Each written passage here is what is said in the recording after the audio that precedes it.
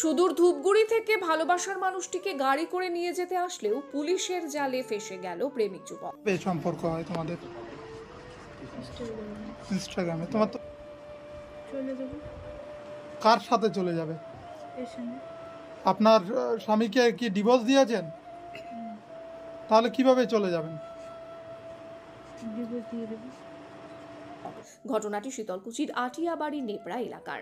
স্থানীয় সূত্রে জানা যায়, গোলেনাওহাটি এলাকার এক 2 সন্তানের মায়ের সঙ্গে ইনস্টাগ্রামে পরিচয় হয় ধূপগুড়ির এক সন্তানের বাবার। চলছিল চুটিয়ে প্রেম দুজনের। গৃহবধূর স্বামী রয়েছে। ইতিপূর্বে ওই গৃহবধূ এর আগেও ধূপগুড়ির ওই যুবকের সঙ্গে পালিয়ে গিয়েছিল। পরবর্তীতে তাকে বুঝিয়ে নিয়ে আসা হয় বাড়িতে। এরপরও ফোনে যোগাযোগ চলছিল তাদের মধ্যে। এই নিয়ে ওই গৃহবধূর স্বামী তার শ্বশুর মশাইকে বিষয়টি জানায়।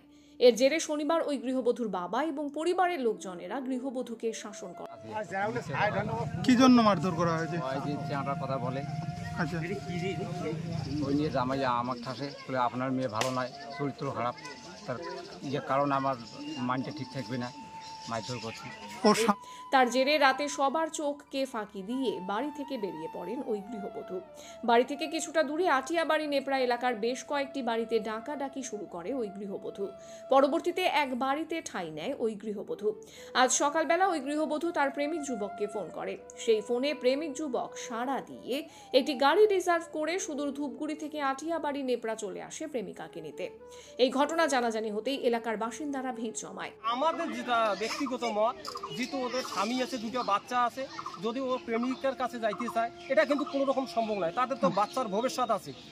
আমার মনে হয় সেখানে নিজের ভুল সংশোধন করে স্বামীর কাছে যাওয়া সব থেকে ভালো। ওর ভালোটা যদি ও বেছে নিতে চায় তাহলে বাচ্চা দুটোর কী হবে? আমরা গ্রামবাসী আমরা এটাই চাই যে ওর স্বামীর কাছে বা বাচ্চার কাছে চলে যাও, এতটুকু আমরা আশা করি। এলাকাবাসীর কথায়, স্বামী সন্তান থাকা সত্ত্বেও এই যুবক নিয়ে যাবে, এটা কখনোই মানা যায় না। একটা সম্পর্ক এভাবে ছিন্ন করা যায় না। তাই সকলে মিলে ধূপগুড়ি থেকে আসা যুবককে পুলিশের হাতে তুলে দেয়। এই ঘটনায় ব্যাপক শোরগোল পড়ে যায় এলাকায়। দেখুন সেই চিত্র সরাসরি। মেয়ে হয়। আপনার মেয়ে এই বাড়িতে কি করে এলো? এই বাড়িতে আগে একবার গিয়েছিল, তাকে নিয়ে আসছি, নিয়ে আসার পরে শাসন করছি। কালকে আর খুব শাসন করছি। কোথায় গেছিল এর আগে? এর আগে ওই ছেলেটার সাথে? এই কোনটা ছেলে আর এই ছেলে ধূপগুড়ি। রাতে মারপিট করার একটা অভিযোগ তুললো আপনার মেয়ে। আপনাদের বাড়ির তরফে বেধড়ক মারধর করা হয়েছে? না, ডাঙাছি। কি জন্য মারধর করা হয়েছে? আমরা কথা বলে আচ্ছা, ওই নিয়ে জামাইয়া আমার ঠাসে বলে আপনার মেয়ে ভালো নয়, চরিত্র খারাপ, তার যে কারণ আমার মাইন্ডটা ঠিক থাকবে না, মারধর করছি।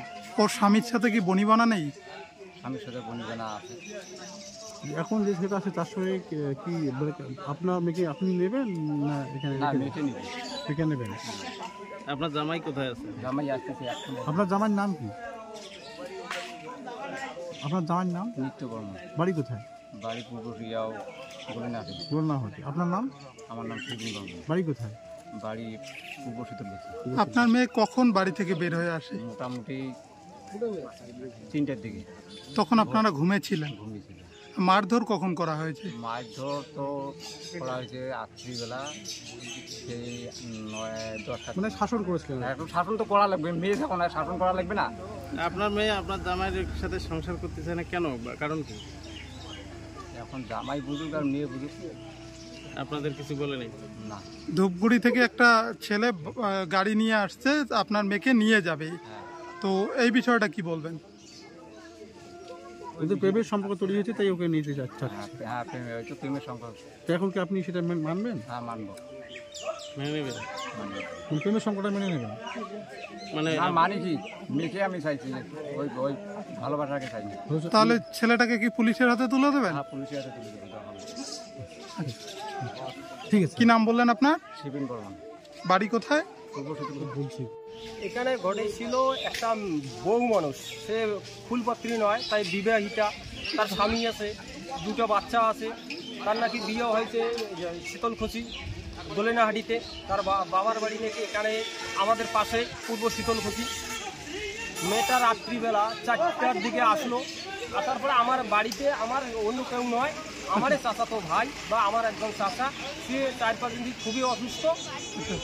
তা সারা রাত ধরে তো কয়েকদিন থেকে ঘুম হচ্ছে না। আমার চাচাকে নিয়ে খুবই সবাই চিন্তাতে আছি কখন কী হয়। তো এই অবস্থায় মেয়েটা আসিয়ে ডাকতেছে, তখন দরজা খুলে বাইরে আমার চাচাতো ভাই তাকে জিজ্ঞেস করে, বলে একটু আশ্রয় একটা মোবাইল দেন, কথা বলতে, না এখানে হবে না, আপনি অন্য কোথাও চলে যান। তখন মেয়েটা চলে যাওয়ার পর আধা ঘন্টা পর আবার ফিরে আসে, তখন কিন্তু 4টা পার হয়ে গেছে। তখন আমাদের যে সকালবেলা যে ফজরের নামাজ হয় তার 10-15 মিনিট পর আবার মেয়েটা ঘুরে আসার পর আমাদের চাচাতো ভাইয়ের কাছে যায়, যে তার কাছ থেকে মোবাইল নিয়ে ওনার কি গার্জিয়ানকে ফোন করবে। তার গার্জিয়ানকে তো ফোন করেনি, সে ফোন করেছে তার প্রেমিককে। তখন আমরা জানতে পারলাম যে ওনার অন্য ছেলের সঙ্গে তার কোনো রিলেশন আছে। তখন আমি যে মেয়েটাকে জিজ্ঞেস করলাম আপনার বাড়ি কোথায়, সে বলল যে শীতলকুচি, আর ওর পূর্ব শীতলকুচি ওর বাবার বাড়ি। তখন কেন আসলেন? তাহলে আমার বাবা, আমার স্বামী, আমার মামা আমাকে মারধর করতে চাই। কেন মারধর করলো? আপনার নিশ্চয়ই কোনো জায়গায় ইয়ে আছে। তখন বললো যে আমার একটা ছেলের সঙ্গে একটু ফোন করি, সেই আত্মীয়র সঙ্গে। তারপরে যেটা জানতে হলো সে ছেলেটা আত্মীয় নয়, সে ওনার প্রেমিক।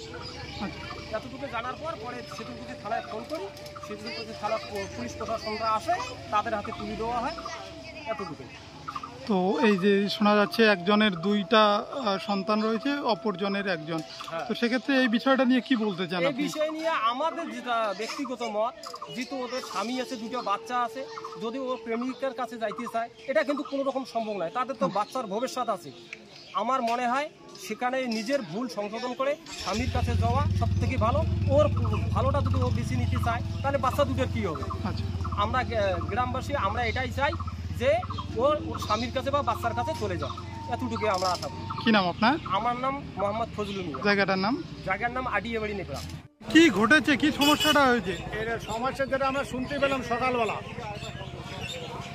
একটা মেয়ে এই আমার আডিয়াবাড়ি বুথের যে সেন্টারে এসে রাত 4টের দিকে বসেছিল। আচ্ছা, তারপরেই ঘুম থেকে লোক উঠার পর সেন্টারটা যেহেতু পাশে, জিজ্ঞাসাবাদ করার পর ওনাকে পাওয়া গেল যে আমি বাড়ি আমাদের পূর্ব শীতলকুচি, তুমি কেন এখানে আসো? তো তাহলে আমি আত্মীয়র বাড়িতে যাবো। সকালবেলা একটু বৃষ্টি ভাব ছিল, এখন কিন্তু মেয়েটা এই পাশের বাড়িতে এসে ঢুকছে। ঢোকার পর যেটা জানতে পেলাম, মানে জিনিসটা কিছুক্ষণ পর একটু সার্কুলার হওয়ার পর বাধ্য করে আমাদেরকে কল করে আমরা চলে এসলাম। আসে মেয়েটাকে জিজ্ঞাসাবাদ করে দেখলাম, মেয়েটা বললো যে আমি বাড়িতে আমার অশান্তি, বাবা মা আমাকে ধরে মারছে, আমি আত্মীয়র বাড়িতে যাবো। ওকে জিজ্ঞেস করলাম আত্মীয়র বাড়ি কোথায়, ওটা ঠিকঠাক বলে না। তারপরে একটু বলার পর বললো যে ধূপগুড়ি। যে ধূপগুড়ি যদি তোমার আত্মীয়র বাড়ি, তুমি এখানে কেন আসো? তাহলে আমি ওই ছেলে আমার এখানে আসবে, ওনার সঙ্গে আমি চলে যাবো। তো ছেলের নাম্বার, তাহলে ওনার সঙ্গে যোগাযোগ, কখন আসবে? যে এখনই চলে আসবে। এই কিছুক্ষণের মধ্যে ছেলে একটা গাড়ি নিয়ে এখানে উপস্থিত হবে। আচ্ছা, এখন হওয়ার পর ছেলেকে এখানে জিজ্ঞাসাবাদ করা হলো, কি ওনার সঙ্গে কী সম্পর্ক। উনি বলেছে ওনার সঙ্গে আমার মোবাইলে সম্পর্ক হয়েছে। ওটা কি পুলিশ আসে? এখন বাধ্য করতে এখানকার যারা পঞ্চায়েত বা আমরা আছি তারা প্রশাসনকে কল করাবো, প্রশাসন আসে, প্রশাসনের হাতে তুলে দেওয়া, প্রশাসন ওদেরকে নিয়ে চলে যাবে। তাদের কতদিনের সম্পর্ক কি জানা গেল? এটা বোঝা গেল ওনার 6 মাস থেকে ওনার সম্পর্ক। 6 মাসের সম্পর্ক। মানে ছেলের কয়টা বাচ্চা আছে আর হচ্ছে মহিলাটার কয়টা বাচ্চা?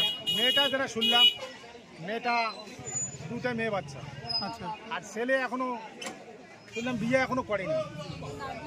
না, উনি বিয়ে করেছেন, ওনার বউ ভাগছে, এমনটা জানতে পারলাম। ওটা আমার জানা নেই, আমি যেটা এখানে যেটা শুনলাম, আমার সঠিকটা ওটা জানা নাই।